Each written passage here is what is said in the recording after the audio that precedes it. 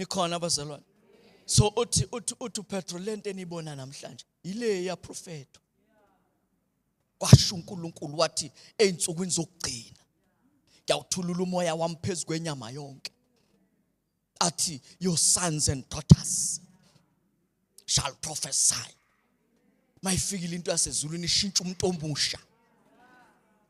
Avela phelelwe appetite yomjolo a prophet. Angikhulumi mina ngomuntu oshaya ngezilimi enkonzweni aphinda emjolweni mayiphuma. Ngoba lo sesiyabuza ukuthi ngabeza kuphi ke lezilimi. Ngoba uJesu methembisa abazalwane uthi you shall receive power.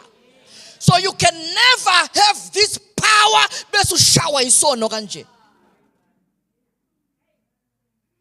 Ngoba lamandla amandla okunqoba. Ngamanye amazwi, even before you can speak, power is invested in you. So lamandla akuwe akwenza uphile right. So lento ekwenza ungaphili right iyasho ukuthi awunamoya. Ujoyela isonto.